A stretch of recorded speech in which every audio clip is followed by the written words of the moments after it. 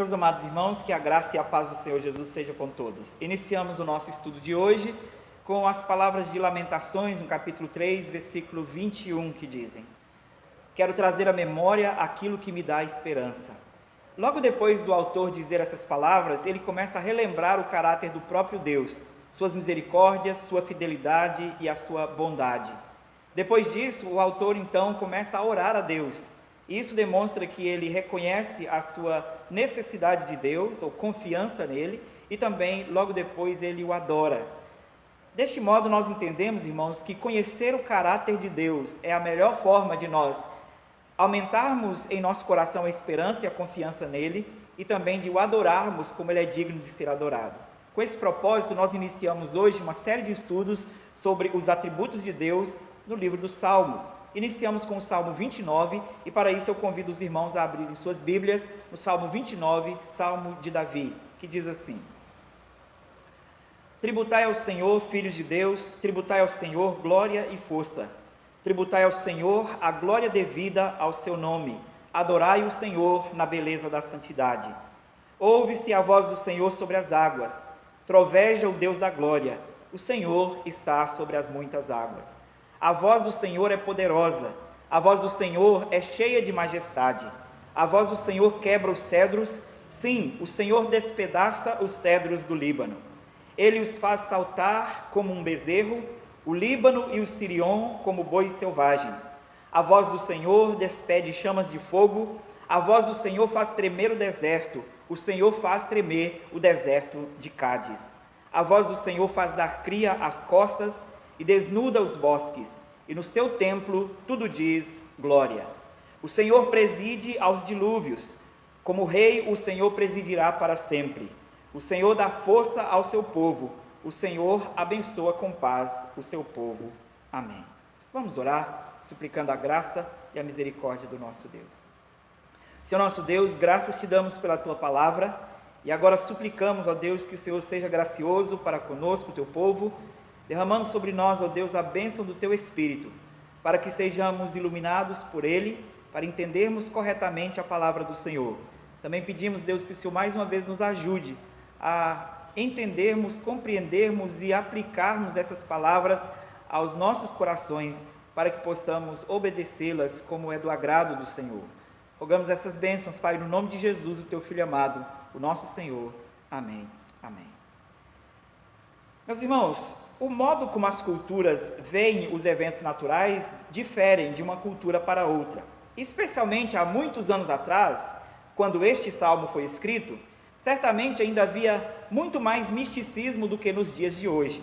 As culturas viam, por exemplo, as culturas pagãs, viam as chuvas brandas como um sinal da aprovação dos deuses, como um sinal da bondade dos deuses em favor deles, porque as chuvas brandas não destruíam nada e traziam prosperidade. As chuvas tempestuosas, com ventos, com raios, com trovões, muitas vezes eram entendidas pelas culturas pagãs como ameaças dos deuses, ou como intenções malignas dos deuses contra eles, porque estava insatisfeito com eles, e por isso estava prestes a desferir a sua ira, o fogo, destruição sobre eles e sobre sua gente. O modo como nós vimos Davi descrever Deus neste salmo é bem diferente do que as culturas pagãs viam.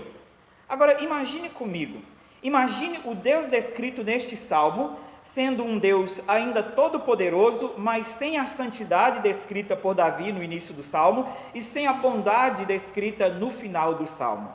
Suas manifestações gloriosas seriam aterradoras, seriam terríveis. Sua voz poderosa, ao invés de ser um alento e uma segurança para nós, seria profundamente ameaçadora. O dilúvio não teria sido um evento único na história da humanidade como ele prometeu. Certamente nós teríamos tido muitos outros dilúvios como fruto de sua ira intempestuosa contra a humanidade. Certamente um Deus todo-poderoso, mas sem santidade e amor, não é o Deus descrito nas Escrituras. O caráter de Deus é descrito de uma forma tão bela e harmoniosa nas Escrituras, que nos deixa perplexos, nos deixa admirados. A beleza do caráter de Deus é descrita de um modo espetacular neste salmo. A beleza da harmonia deste caráter é vista em cada palavra do salmista. Um comentarista chamado Matthew Henry diz o seguinte: ele nos chama a adorar a um Deus que é bom, e para convencer-nos de sua bondade, ele mostra o seu poder em trovões, relâmpagos e tempestades. O seu domínio soberano é mostrado sobre o mundo, a sua bondade até com os maus, não usando contra eles o seu poder, é vista neste salmo. E ele descreve a sua bondade para com toda a natureza. O seu favor especial é visto no final do salmo para com a sua igreja, para com o seu povo. Isso mostra uma perfeita harmonia entre aquelas características que para muitos em Deus são características negativas, como a sua ira, o seu furor, a sua santa justiça, as suas ações contra o mal. Mas não é assim. As escrituras mostram uma perfeita harmonia no caráter de Deus, mostrando que até características que muitos de nós julgamos negativas estão em perfeita harmonia com o perfeito caráter de Deus. O caráter de Deus nos Salmos de Davi muitas vezes é descrito através de observação de eventos da natureza. Davi vê os eventos da natureza nos Salmos como uma forma da manifestação da sua glória, da sua santidade, da sua justiça e da sua bondade. No Salmo 8, por exemplo, ele diz: ó Senhor, Senhor nosso, quão magnífico em toda a terra é o teu nome, pois expuseste no céu a tua majestade. Quando contemplo os teus céus, obra dos teus dedos, e a lua e as estrelas que estabeleceste, que é o homem que dele te lembres, e o filho do homem que o visites? Veja que Davi parece contemplar a noite estrelada e agora descreve a bondade do Senhor, o favor do Senhor para com os homens. Ele descreve ao mesmo tempo o seu grande poder e a sua grande bondade, o seu grande amor. Também no Salmo 19, ele usa as seguintes palavras: os céus proclamam a glória de Deus, e o firmamento anuncia as obras das suas mãos. Um dia discursa a outro dia, e uma noite revela conhecimento a outra noite. Não há linguagem, nem há palavras, deles não se ouve nenhum som. No entanto, por toda a terra se faz ouvir a sua voz, e as suas palavras até aos confins do mundo. Davi usa a própria natureza como um testemunho da bondade de Deus, e aqui no Salmo 19, assim como ele fez no Salmo 29, ele diz que a natureza fala em nome de Deus. A natureza, os sons da natureza, os eventos da natureza, representando de forma analógica algum aspecto do caráter de Deus. E isso é maravilhoso. No Salmo 29, Davi mostra a grandeza e a perturbação dos trovões e das chuvas fortes para demonstrar o poder de Deus, e ao mesmo tempo as bênçãos que a chuva traz e o modo como Deus governa as estações e governa as coisas da natureza com a sua voz poderosa para mostrar o seu grande amor. E assim ele termina o Salmo no último versículo, mostrando o seu grande amor para com o seu povo.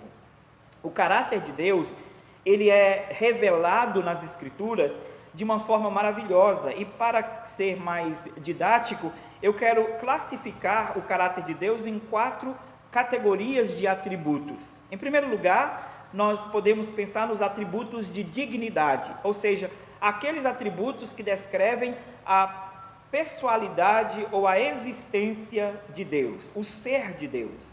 Também os seus atributos de poder, que são aquelas capacidades ou as habilidades divinas de fazer todas as coisas com seu grande poder, tudo aquilo que lhe apraz, ou a sua capacidade de realizar. Esses dois grupos de atributos, os atributos de dignidade e os atributos de poder, revelam a excelência do ser de Deus e manifestam a grandeza da sua majestade. Por isso nós poderíamos talvez até adaptar as palavras do salmista e dizer: adorai o Senhor na grandeza da sua majestade. Os outros 2 grupos de atributos são os atributos de santidade e os atributos de bondade. A beleza do caráter de Deus é vista nesses 2 grupos de atributos. Enquanto nós vimos a excelência do seu ser e a grandeza da sua majestade nos dois primeiros grupos de atributos, de dignidade e de poder, nesses dois últimos, de santidade e de bondade, nós vimos a beleza do seu caráter e a grandeza do seu amor para conosco. Nós vimos deste modo que esses grupos de atributos apontam para uma harmonia perfeita no caráter de Deus. Eu quero citar as palavras de um autor que diz o seguinte: a natureza de Deus se encontra em perfeita harmonia e cada ato seu está em perfeita coerência com todos os atributos dessa natureza. A santidade é tão essencial à natureza de Deus que ele não pode olhar para o pecado com aprovação. E a justiça é tão essencial que o pecado não pode deixar de ser punido. O amor é tão essencial que a santidade não pode ser perfeita sem ele. E a santidade é, por seu turno, tão necessária ao amor que este seria caprichoso e mutável, a não ser que fosse guiado e controlado pela santidade. Como eu disse, imagine o Deus do Salmo 29 somente com as suas características de poder, sem a sua santidade e sem a sua bondade. Seria um Deus terrível, ameaçador, seria um Deus que causaria pavor, ao invés de nos chamar à aproximação. Vejamos então no Salmo as palavras do salmista e como elas falam do caráter de Deus e nos trazem esperança, nos trazem confiança e nos leva à adoração a Ele. Nós vamos então olhar no Salmo o seu poder em primeiro lugar, o seu poder e a sua santidade descritos nos versos 1 e 2, e depois o seu poder e a sua bondade descritos do verso 3 até o verso 11.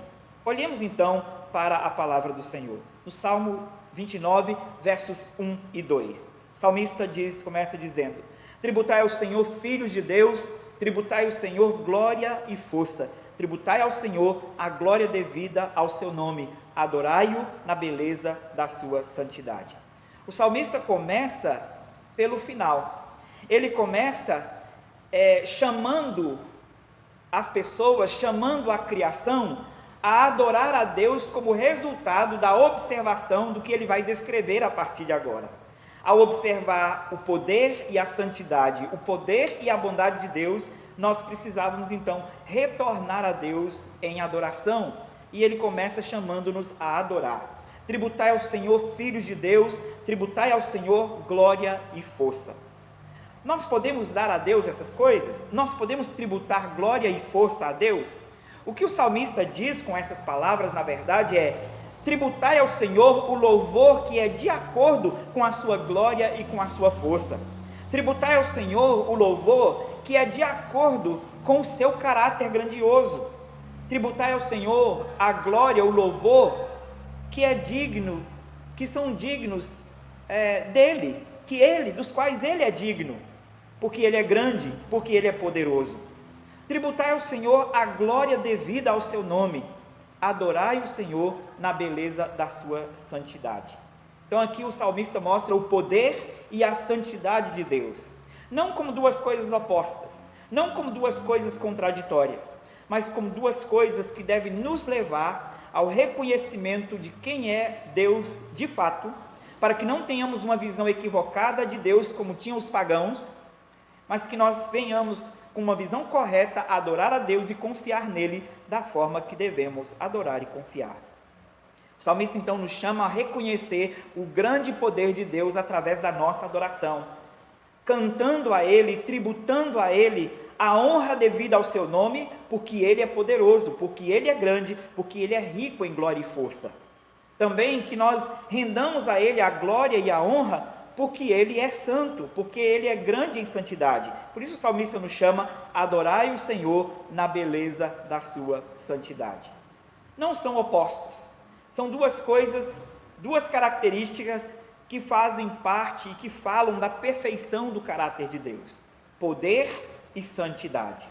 Deus, com todo o poder, mas sem santidade, seria talvez um ser ciumento, um ser maldoso, que poderia usar o seu poder de forma ameaçadora contra nós. Mas esse Deus que é poderoso, é também um Deus santo. Por isso nós podemos adorá-lo sem temor, sem medo de sermos por Ele consumidos, sem medo de sermos por Ele ameaçados, porque Ele é um Deus poderoso, mas também santo. O seu caráter santo não permite que Ele haja contrariamente àquilo que Ele é. Por isso Ele age de acordo com a justiça, de acordo com a santidade. O seu poder é usado de forma benevolente para com a criação. Sim, é certo que Deus usa o seu poder para julgar os ímpios. Deus usa o seu poder para punir aqueles que não se arrependem, que não confiam no seu Filho, Jesus Cristo. Mas isso também é uma prova de que a sua santidade está operando ao lado do seu poder, porque por causa da sua santidade, Ele não pode tolerar afronta contra a sua lei e contra o seu próprio caráter. E assim nós somos chamados a adorar um Deus poderoso e santo, um Deus que é poderoso, mas que também é santo, santo em suas obras, santo em sua justiça, todos os seus atributos são santos, nada em Deus foge deste atributo, por isso nós devemos adorá-lo na beleza da sua santidade. Veja o que nós podemos perceber neste verso, neste salmo. Agora que o autor fala da harmonia, ele mostra essa harmonia entre o atributo de poder, os atributos de poder e os atributos de santidade, ele mostra também que há uma harmonia entre os atributos de poder e os atributos de bondade. O salmista então passa do verso 3 ao verso 11 mostrando isso. E assim como ele fez no Salmo 19, falando que a criação falava ou dava testemunho, como se a própria criação tivesse voz e como se a própria criação fosse a voz de Deus, aqui no Salmo 29 ele faz isso de um modo muito mais claro, quando ele diz que a voz do Senhor está falando por meio da tempestade. Vejamos então o que o salmista faz aqui nestes versos. Verso 3 a seguir. A expressão a voz do Senhor é usada pelo salmista 7 vezes neste salmo. E ele fala da voz do Senhor referindo-se a eventos da natureza. E o mais proeminente deles neste texto são os trovões, os relâmpagos, os sinais da tempestade. Ele diz no verso 3: ouve-se a voz do Senhor sobre as águas, troveja o Deus da glória, o Senhor está sobre as muitas águas.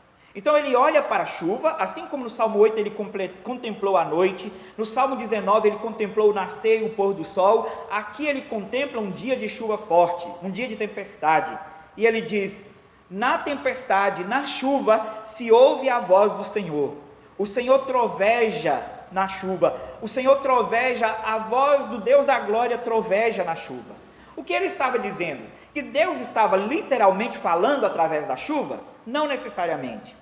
O que o salmista queria, na verdade, era comparar a força dos trovões, a majestade dos trovões e dos relâmpagos, da tempestade, para falar como era majestosa, como era poderosa a voz do próprio Deus. E depois disso ele passa a descrever como Deus com sua voz poderosa governa toda a criação. E ele vai descrever diversas vezes que a voz do Senhor é poderosa, e essa sentença está muito clara no verso 4. A voz do Senhor é poderosa, a voz do Senhor é cheia de majestade. Aqui ele está destacando os atributos de poder de Deus através da sua voz, através da sua revelação. E ele usa a chuva, os trovões e os relâmpagos como ilustração desta voz poderosa de Deus. Ele continua então, e ele fala de resultados de uma tempestade na natureza. E ele descreve no verso 5 as seguintes palavras: a voz do Senhor quebra os cedros, sim, o Senhor despedaça os cedros do Líbano. Quem já teve a oportunidade de ver uma árvore frondosa que foi partida ao meio por um relâmpago, por um raio? Certamente quem é do contexto rural já viu isso acontecer e pode descrever isso para nós. Imagina uma castanheira, que é uma das árvores mais imponentes aqui do Pará, sendo atingida por um raio. É isso que o autor tem em mente aqui, que o salmista Davi tem em mente aqui, ao descrever o poder da voz de Deus. Ele diz que os trovões e relâmpagos são poderosos, que os relâmpagos são capazes de partir um cedro do Líbano, e os cedros são árvores muito fortes, muito poderosas, robustas. A voz do Senhor é tão poderosa, mais poderosa que um relâmpago. Um relâmpago consegue partir um cedro, a voz do Senhor é mais poderosa do que isso, consegue fazer algo muito maior do que partir um cedro do Líbano. E aí ele continua então a sua descrição dizendo: é a voz do Senhor que faz saltar como um bezerro o Líbano e o Sirion como bois selvagens. É a voz do Senhor que faz as nações temerem a Deus. A voz do Senhor faz com que as nações sejam como animaizinhos na presença de Deus. E ele continua no verso 7, mostrando que, assim como o relâmpago traz chamas de fogo, a voz do Senhor despede chamas de fogo, certamente para referir-se à ira de Deus contra as nações, contra aqueles que eram contra o povo de Deus e contra o Senhor. E ele diz: a voz do Senhor é tão poderosa que parte cedros, faz despedir chamas de fogo e faz tremer o deserto de Cádiz. Deserto de Cádiz, um solo rochoso, um solo muito firme, mas a voz do Senhor é tão poderosa que é capaz de fazer tremer o deserto. Mas além de mostrar que a voz de Deus era como o relâmpago, que era capaz de despedaçar coisas e fazer tremer coisas, ele usa essa ilustração para falar do poder da voz de Deus. Agora, a partir do verso 8, ele começa a descrever eventos naturais dentro da criação, e ele atribui esses eventos a Deus. Ele diz: a voz do Senhor faz dar cria às poças, mostrando que os animais dão cria, porque o próprio Deus, com o seu poder, opera na criação, opera na natureza, para que a natureza funcione do modo que ele a planejou. Mesmo a natureza caída e estando debaixo de maldição, ela continua funcionando debaixo das leis do Criador. E ele mostra isso muito claramente, dizendo: a voz do Senhor faz dar cria às poças, mostrando que o fato de os animais procriarem naturalmente é obra da ordem de Deus. Quando Deus ordena, essas coisas acontecem. Depois ele diz que a voz do Senhor desnuda os bosques, e certamente aqui o autor está referindo à mudança de estação, quando na estação seca as folhas caem e os bosques ficam desnudos, as árvores ficam sem folhas. E ele diz que é Deus quem controla, ele mostra que é Deus quem controla as passagens das estações. O autor mostra Deus com seu poder, com a sua voz poderosa, dando ordens à criação, para que a chuva caia, para que as coisas aconteçam, para que as leis da natureza funcionem ordenadamente, de modo que tudo esteja no seu lugar, ainda que as coisas tenham entrado em certa desordem por causa do pecado.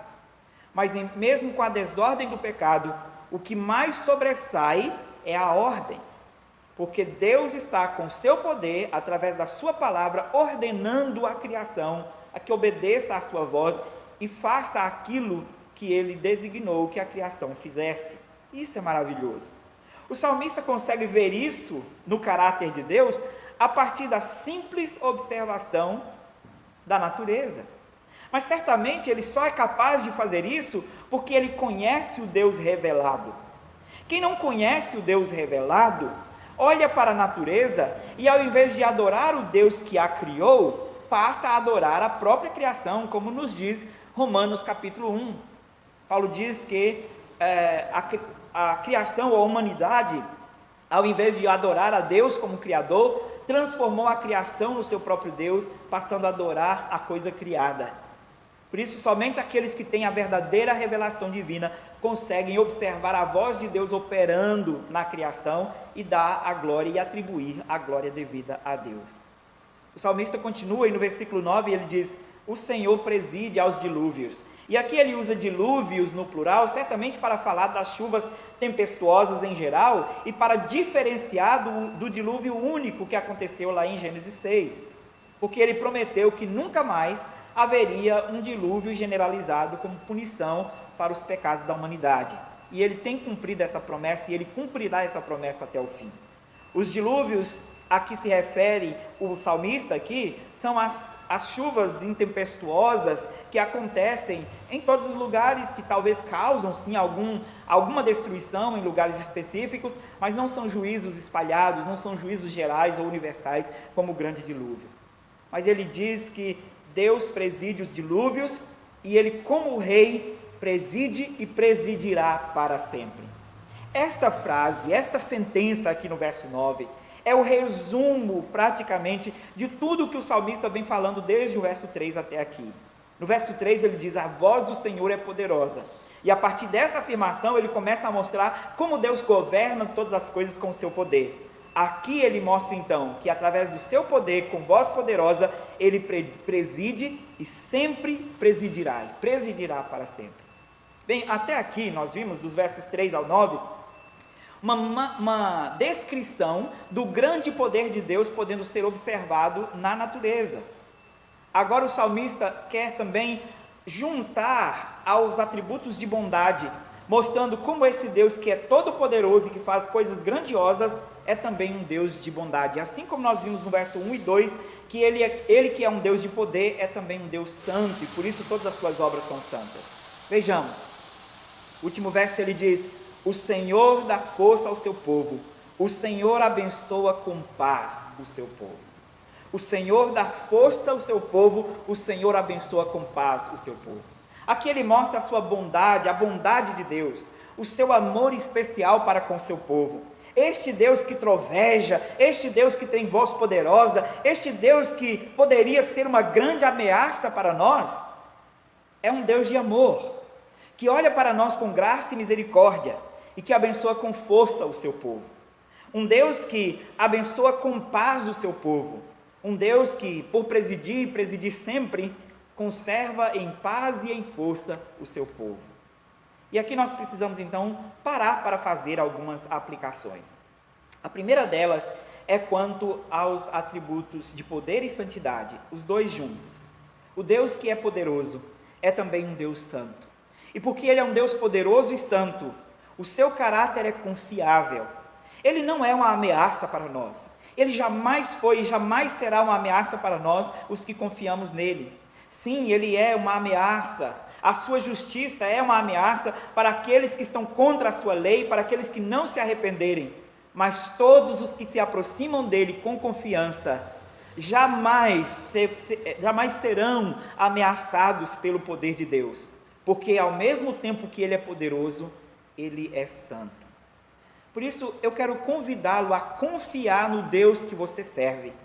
O Deus que você adora é um Deus poderoso, e Ele é também um Deus santo, e por causa da sua santidade, Ele é verdadeiro, Ele é justo, Ele é correto, Ele é fiel, Ele é leal, e Ele cumprirá todas as promessas e guardará o pacto, como Ele tem feito durante todos os anos. Confie no seu Deus. Mesmo que as circunstâncias, mesmo que as situações ao seu redor sejam contrárias e adversas, mesmo que aparentemente você esteja sob ameaça, mesmo que aparentemente você possa pensar que a mão do Senhor se levantou fortemente contra você, se você se aproximou dele com confiança, através do seu Filho Jesus Cristo, que é o único meio pelo qual nós podemos nos aproximar dele, você então pode ter segurança no caráter de Deus. Ele que é poderoso é também santo, e porque Ele é santo, Ele é confiável. Confie no Senhor. A segunda aplicação que eu quero fazer é com relação à sua bondade. Deus é poderoso, e porque Ele é poderoso, nós poderíamos também sentir do mesmo modo ameaçados diante dEle, mas lembremos que o Deus que é poderoso e santo é também amoroso, é também bondoso, e que Ele tem especialmente com o seu povo um compromisso, um pacto, uma aliança, e que por causa da sua bondade, Ele nos guardará, e nenhum dano definitivo, permanente nos acontecerá, ainda que danos temporais venham sobre nós. Alguns dos nossos irmãos experimentaram a morte, como relata Hebreus no final do capítulo 11, alguns dos nossos irmãos tiveram danos grandiosos, temporais, mas o capítulo 11 de Hebreus termina dizendo que eles aguardam uma promessa, que eles aguardam para entrar na promessa, para entrar junto conosco. Por isso nós podemos confiar em Deus. Ele é poderoso, mas Ele é também bondoso. E o seu poder está perfeitamente em harmonia com a sua bondade, assim como o seu poder está em perfeita harmonia com a sua santidade. Por isso, meus irmãos, nós somos chamados hoje a confiar em Deus. E a confiar nele porque, ao mesmo tempo, Ele é poderoso para nos socorrer e também santo para ser confiável. É poderoso para nos socorrer e, ao mesmo tempo, bondoso para dar força e paz ao seu povo. Descanse no Senhor. Descanse no Senhor, independente da situação que você está vivendo agora. O seu Deus é confiável, poderoso e bom. Você entendeu isso? O poderoso e bom, porque Ele é um Deus de poder, um Deus de santidade e um Deus de bondade. E eu quero voltar agora ao início do Salmo. Nós devemos dar uma resposta ao que nós acabamos de aprender. O salmista começa com as seguintes palavras: tributai ao Senhor glória e força, tributai ao Senhor a glória devida ao seu nome. Além de chamar você à confiança em Deus, eu quero, através das palavras do salmista, chamar você a dar a Deus a glória devida ao seu nome. A tributar a Deus a glória, a força, a honra, dos quais somente Ele é digno. Nós temos aqui, em primeiro lugar, um chamado à adoração. Nós somos chamados a glorificar ao Deus que é poderoso, santo e bondoso. Em segundo lugar, nós temos um chamado a adorar do modo correto, porque Ele diz: dai ao Senhor a glória devida ao seu nome. A glória devida ao seu nome, a honra, o culto a Deus deve ser dado do modo devido, do modo como Ele prescreveu. E nós precisamos cultuar e adorar a Deus do modo como Ele tem nos orientado nas Escrituras. E por último, nós somos chamados a adorar na beleza da sua santidade, ou seja, a reconhecer a beleza da santidade de Deus. E para adorar a Deus na beleza da sua santidade, nós também precisamos de santidade. Por isso nós precisamos buscar a santidade de Deus, a santificação, para que a nossa adoração seja santa e digna dEle, seja como Ele é, santo. Ele, que é um Deus santo, exige uma adoração santa. Por isso, santifiquemo-nos ao nosso Deus. Deste modo, irmãos, terminamos aqui com três desafios. O primeiro, de confiar no Deus a quem nós servimos. Ele é poderoso, Ele é santo e Ele é bondoso. Confiemos nele. Segundo, nós somos chamados a adorar a Deus do modo que Ele é digno de ser adorado.